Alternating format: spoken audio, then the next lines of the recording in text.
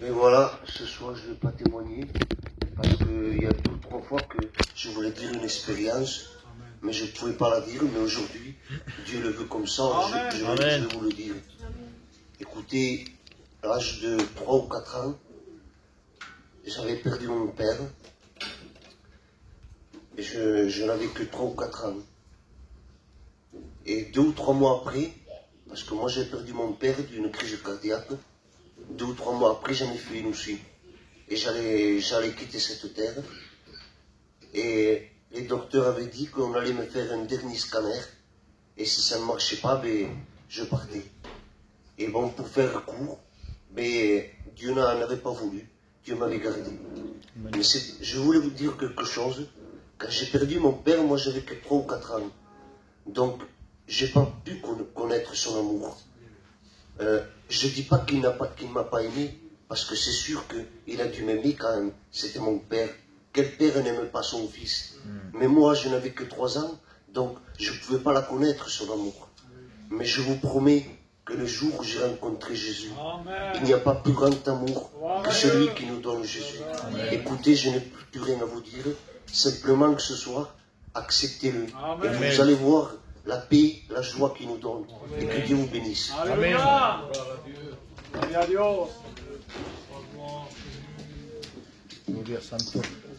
Car Dieu a tant aimé. Mais il a aimé qui, Dieu? Qui c'est qu'il a aimé? Eh bien, toi ce soir. Dieu a tant aimé ta vie qu'il a donné son Fils unique sur le bois de la croix afin de te racheter de la perdition. Amen. Et un texte qui est venu quand Manuel il témoignait, quand même une mère viendrait abandonner son enfant. Moi, l'Éternel, je ne t'abandonnerai jamais. Amen. Jamais je ne t'abandonnerai. Amen.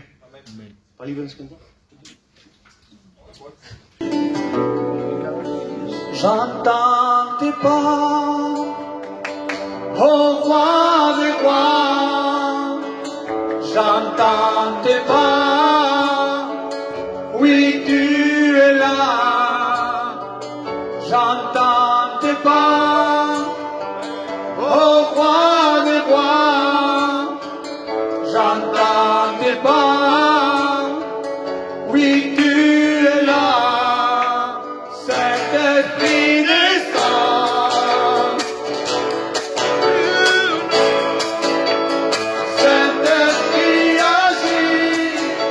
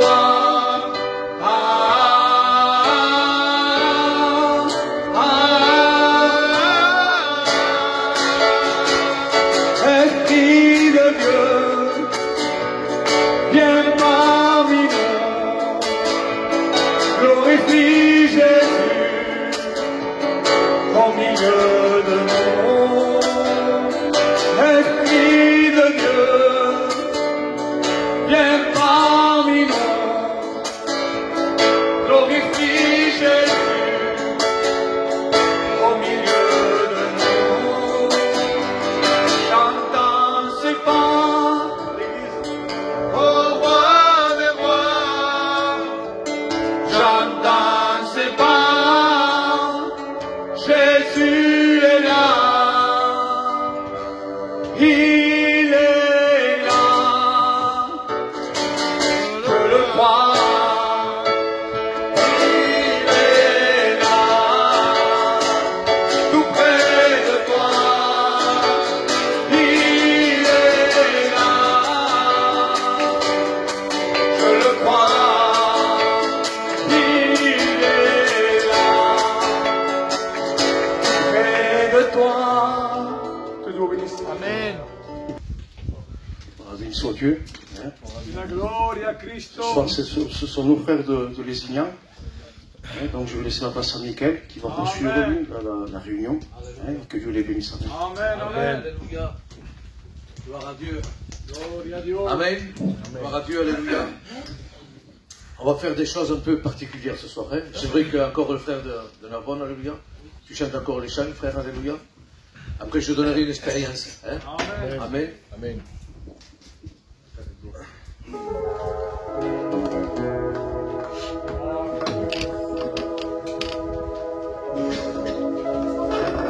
Santo Dios.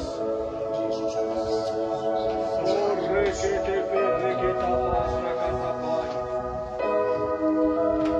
Todo lo que tengo me lo has dado tú. Tú eres mi tesoro, nada yo soy sin ti. Tú eres mi héroe, que no dudó en dar su vida por mí. Cómo no amarte, es mi deber. Oh, papá, te amo tanto. Oh, papá, gracias por tu amor. Oh, papá, te amo tanto. Oh, papá, gracias por tu amor.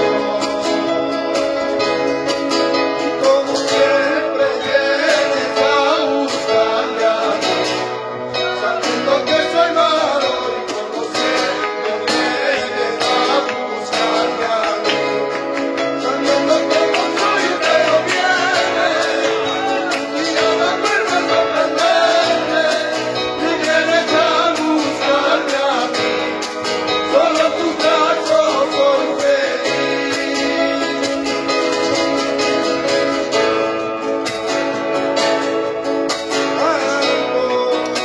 Oh, papá, gracias por tu amor. Oh, papá, te amo tanto. Oh, papá, gracias por tu amor. Gloire à Jésus. Alléluia. Alléluia. Je vais vous donner une expérience que j'ai faite il y a 3-4 jours en arrière. Voilà que ça fait 3 mois que j'ai repris un travail. Et ça faisait 2 mois et demi que Dieu me parlait et je ne m'apercevais pas pour parler. Je demandais à Dieu, Seigneur, parle-moi. On est serviteur de Dieu et on veut que Dieu nous parle. Amen. Parce que des fois Dieu nous parle pour préparer le message, on donne le message. Mais moi, je voulais quelque chose. Je voulais avoir cette intimité avec Dieu.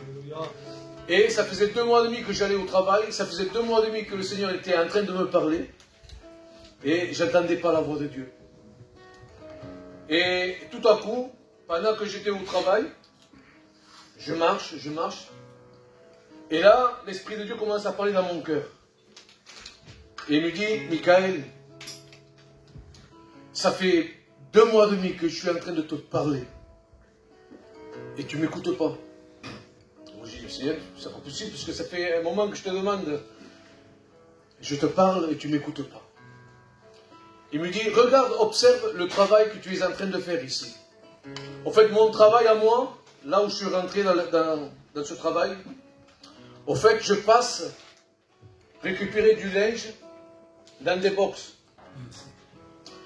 Je vais récupérer du linge. Et parfois, je tombe sur du linge qui sont neufs. Et je trouve des vêtements de marque. Ah, qu'on les a marqués, on a fait pas mon cousin.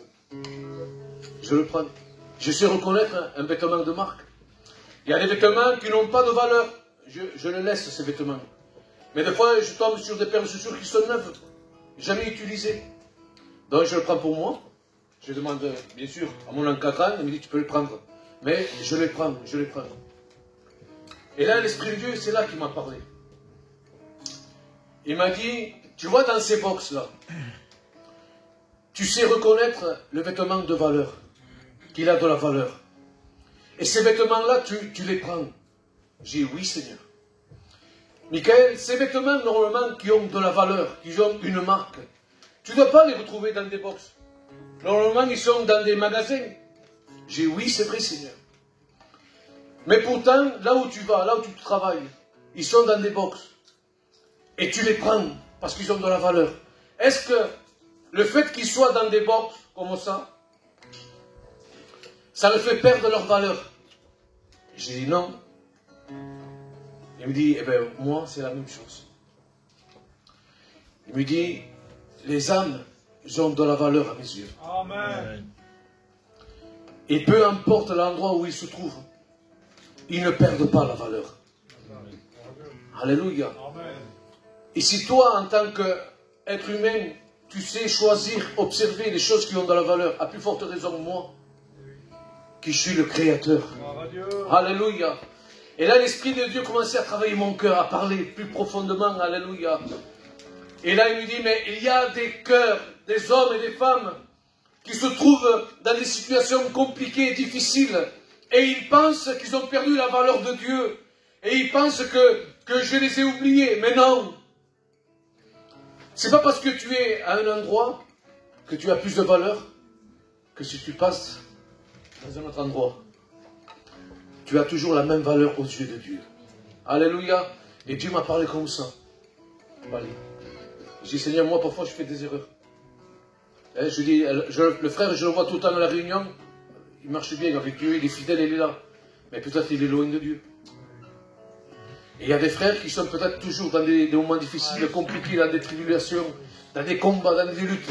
Et on peut se dire, non, bah, pour cet homme, pour qu'il passe tout le temps là, sûrement qu'il doit vivre dans le péché, ou peut-être qu'il est en désaccord avec le Seigneur, mais non. Et le Seigneur me dit, apprends à observer, apprends à aimer comme moi j'aime, apprends à faire ma volonté, Michael. Fais pas comme toi tu veux, mais laisse-moi parler. Alléluia. Amen. Cette expérience, je l'ai fait et m'a fait beaucoup de bien. Et si ce soir, tu dis, moi je n'ai pas de valeur, eux ils ont de la valeur. Ce soir, détrompe-toi. Tu as de la valeur aux yeux de Dieu. Alléluia. Maintenant, la seule chose que tu dois faire, c'est te laisser récupérer. Comme moi, j'ai su prendre le vêtement, le mettre chez moi. Laisse Jésus ce soir te prendre et rentrer, alléluia, dans l'atelier de Jésus-Christ. Laisse Jésus te transformer. Laisse Jésus te guérir. Laisse Jésus te sauver. Amen. Alléluia. Voilà, j'ai appelé le frère José, qui vienne, alléluia, nous témoigner ou s'il veut chanter, qu'il fasse Amen. Ce que Dieu a mis dans son cœur. Que Dieu soit béni. Vous savez, moi j'étais un jeune, comme tous ici. J'ai grandi en allant aux réunions. Et en grandissant, je suis parti dans le monde. Et je faisais ma vie. Je buvais, je sortais. Je croyais que ça c'était normal. Comme tous les jeunes. On croit que c'est normal de sortir. De faire des choses qui ne sont pas la gloire de Dieu. De fumer, de boire. Et voilà qu'un temps, je suis rentré dans une réunion. Et j'étais fatigué du péché. Parce que moi, c'était l'alcool et la fête. Et j'étais tellement dedans que je ne m'en rendais pas compte, ça prenait de l'ampleur en moi. Et cette situation, quand je buvais, je voulais la voir tout le temps, parce que j'étais bien. Et maintenant, je me disais, ben, dès que je me réveille, il faut que je bois. Au moins, je me sentirai bien. J'aime bien comment je suis quand je bois. Mais derrière tout cela, il y avait quelque chose que personne ne voyait. Quand je rentrais chez moi, qu'il n'y avait plus mes copains, avec le respect que je vous dois, je m'allongeais. Et je me trouvais comme enfermé, emprisonné. Je me disais, mais pourquoi ils m'ont laissé? La soirée est finie, je me suis régalé pendant un temps, je suis rentré chez moi, et voilà, de nouveau, je suis mal. Et c'est là que ces pensées après m'ont dit de boire le lendemain pour être bien. Je ne me rendais pas compte. Pourtant, mon père me disait tout le temps, arrête ça, arrête cette compagnie. Viens à l'église, l'église te fera du bien. Mais le diable sait y faire, il m'aveuglait. Il ne me faisait pas voir où j'étais. Et mon père le voyait parce qu'il allait aux réunions. Et des fois, bien, il y a des personnes qui nous disent, viens à la réunion. Mais nous sommes jeunes. Nous voyons rien, nous sommes aveuglés, on ne s'en rend pas compte. On se croit que cela est normal, on se dit on va faire un foyer, je suis jeune et plus tard j'irai à la réunion, j'ai le temps. Mais non, c'est le diable qui veut nous tromper, il sait y faire lui. Que tu aies 10 ans, 30 ans, 20 ans, il sait comment jouer avec toi. Tu ne vas pas le tromper à lui, c'est le père du mensonge. Et voilà que je me suis venu dans une réunion, je n'ai pas fait comme tout le temps. Je grandissais dans la réunion, je venais, je connaissais les pasteurs. Qu'ils allaient prêcher les cantiques, mais rien ne se passait parce que je ne voulais pas accepter. Mais un jour, j'ai reconnu mon état. Je suis venu, j'ai écouté et j'ai voulu. Et c'est là que tout a changé. C'est là, dès ce moment-là, où tu reconnais ton état, où tu veux accepter de rencontrer ce Dieu dont tu as tellement entendu parler, mais tu n'as jamais connu. Mais ce soir, Dieu veut rentrer. Alors, ouvre la porte de ton cœur, accepte-le. Et tu verras que toi, tu n'as rien à faire, c'est lui qui fera tout. Ma femme, il y a peu de cela, elle a voulu se faire les sourcils. Les sœurs doivent savoir. Et elle vient me regarder et me dit, t'as vu, elle m'a fait mal les sourcils. Je l'ai vu, mais je n'ai pas voulu lui dire. J'ai dit, ah oui. Je me fait ouais, va bien. Et là, dans la voiture, elle remonte et me dit, t'as vu maintenant? Elle s'était maquillée. Maintenant, c'est bon, les deux sont pareils. Elle a caché la misère. Ce monde te fait une misère que tu ne vois pas. Et tu joues d'une apparence. Mais ce soir, Dieu veut briser cela. Il veut enlever. Que Dieu vous bénisse. Alléluia. Gloire à Dieu. Alléluia. Je sais ce soir que même dans ce silence, vous recevez les paroles de Dieu. Amen. Parce que je sais que dans cette église, on sait reconnaître quand Dieu parle et quand Dieu ne parle pas. Amen. Vous avez l'Esprit de Dieu. Alléluia. Alléluia. Avant de laisser la place à mon beau-fils, Abraham, j'ai une autre expérience. Amen. On n'est pas pressé ce soir. Hein? Je sais que Wab, il a un message que Dieu a mis dans son cœur. Alléluia. Vous savez, j'étais jeune chrétien. Ça faisait pas longtemps que j'étais baptisé. Et je priais parce que c'est le premier amour. On a une soif de chercher Dieu. On veut vivre des choses extraordinaires avec le Seigneur. On veut vraiment expérimenter des choses fortes avec Dieu. Et j'étais dans ma chambre et je priais. Et tout à coup, le Saint-Esprit me fait rappeler quelque chose que j'ai fait moi, il y avait peut-être 5 ou 6 ans en arrière. Une chose que j'avais fait, que vraiment c'était horrible. Mais je ne m'en rappelais plus. Je ne me rappelais plus. Je vais vous raconter ce que j'ai fait. J'étais un jeune, moi. J'étais bien éduqué par mes parents. Mais à un moment donné, j'ai fréquenté des copains qu'ils buvaient, ils fumaient. Il fallait... j'ai fait un tatouage là. J'appartenais à un groupe pour être comme eux.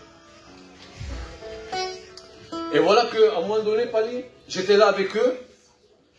Et il y avait un jeune qui était avec nous, un ami à moi, que vraiment, il n'était pas bien. Et on est allé dans une cité. Et là, il y avait un copain à moi, un ancien ami à moi. Et nous, on lui dit, descends. Et ce jeune, c'était un Marocain. Et il avait peur de descendre. Il me dit, non, Michael, là, je suis chez mes parents, je ne vais pas descendre. Et moi, j'ai dit, descends, vite. Et lui, il descend. Le pauvre était en pyjama, à la jour, on avait 14-15 ans. Il descend, il se met là à côté de nous. Et nous, on lui dit, mets-toi à genoux. Mets-toi à genoux. Alors ce jeune Marocain, là, et sa mère était au balcon, il regardait. Devant sa maman, et il s'est mis à genoux. Et nous, on disait, tu nous donnes de l'argent. Donne-moi le paquet de cigarettes. Et lui, il pleurait, il avait honte. Et nous, on lui faisait des misères à genoux. Et ça, c'était 4-5 ans avant que je me baptise. Mais moi, ça, je ne me rappelais plus. Mais une fois que j'étais baptisé, quand j'étais dans ma chambre, le Saint-Esprit m'a rappelé cela. J'avais une compassion. Le Saint-Esprit me reprenait, je pleurais comme un enfant. J'ai dit, Seigneur, comment j'ai pu faire cela? J'étais vraiment aveuglé, Seigneur. Et maintenant, je t'appartiens, Jésus. Seigneur, dès que je le vois, dès que je veux voir ce jeune garçon, je vais lui demander pardon. Le lendemain matin, j'étais marié. Ma femme me dit, vais à la boulangerie, achète-moi des croissants, tout ça. Moi, je me lève le matin, je vais au boulanger, j'achète des croissants. Qui je croise? Le Marocain. Le Seigneur ici. Des fois, on demande des choses dans le secret. Mais on pense que les choses vont attendre. Mais des fois, Jésus, il fait les choses vite fait. Amen. Et là, je me vois face à face avec ce jeune garçon. Je lui dis, il s'appelait Rachid. Rachid, oh, ça va, Michael? Oui. Tu te souviens, il y a 3-4 ans en arrière, quand j'ai fait ça. Il me dit, oui, Michael. J'ai dit, écoute, je te demande pardon. Je te demande pardon. Mais lui, il ne comprenait pas. Pourquoi demander pardon? Il ne comprenait pas. Je l'ai pris dans mes bras et j'ai pleuré comme un enfant. Et lui, il était là, à la boulangerie, il était responsable. Mais je demandais pardon. Et une fois que je demandais pardon, comment j'étais bien dans mon cœur. Amen. Comment j'étais bien, Seigneur. Ah, ça y est, j'avais plus rien avec ce jeune garçon. Alléluia. Et peut-être, le Seigneur nous demande de faire des choses. Mais qui nous semble à nous, c'est loin ça. Seigneur, j'ai oublié ça. J'ai rien dans mon cœur, moi. Mais preuve, je me suis baptisé. Mais des fois, le Seigneur nous rappelle des petites choses. Amen. Qui vont nous guérir. Alléluia. C'est bon de demander pardon. C'est bon d'écouter quand Dieu nous demande de faire quelque chose. Alléluia. Cela m'a fait du bien en moi. Amen. Gloire à Dieu. Alléluia. Je prie les frères Abraham qui viennent ici. Alléluia. Et que Dieu le bénisse. Amen. Voilà. Je vais vous dire une expérience que j'ai fait avec Dieu. Amen. Il y a 3-4 jours de cela. Vous savez, je ne vous le cache pas, je vous dis la vérité. Dans mon cœur, je me sentais loin de Dieu. Et dans mon cœur, je me posais beaucoup de questions. Seigneur, est-ce que tu m'entends, Seigneur? Parce que ta présence me manque, Seigneur. Et un jour, je pars avec ma voiture, avec ma compagne. Et lorsque je roulais en voiture, je parlais avec ma compagne. Et vous savez, je disais le parcours qu'il avait eu mon père. Je disais, Seigneur, ce n'est pas possible. À l'âge de 16 ans, il a perdu ses parents à un accident. Et je parlais avec ma compagne. Et à bout d'un moment, dans mon cœur, il y a une grosse pensée qui est venue. Et il me dit, s'il est là, parce que c'est moi qui l'ai gardé dans la main. Et lorsque le Saint-Esprit m'a dit cela, moi et ma compagne, on ne s'arrêtait pas de pleurer. Ma compagne commençait à parler en langue. C'est pour vous dire ce soir, je veux vraiment que vous réalisez ce que c'est impossible à l'homme, est possible à Dieu. Parfois nous disons, dans nos situations, je l'ai fait beaucoup de fois, Seigneur, ce n'est pas possible que tu puisses changer mon cœur, je fais cela, je fais ça, je fais ça. Mais non, ça c'est l'ennemi qui te fait croire à ça. Mais laisse faire Dieu, que Dieu vous bénisse. Amen. Gloire à Dieu. Alléluia. Amen. Amen aux bonnes choses de Dieu. Alléluia. Amen. Ah, il est bon le Seigneur. Alléluia. Amen. Alléluia.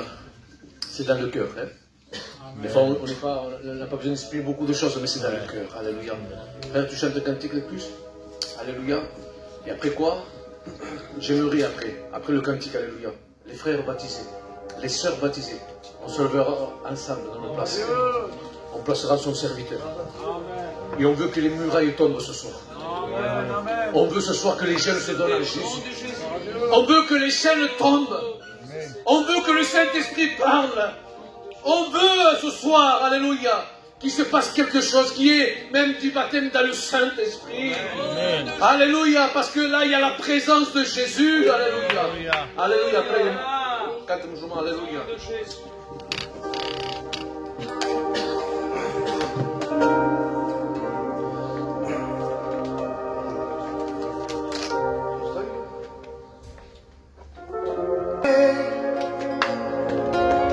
Tu gloria este lugar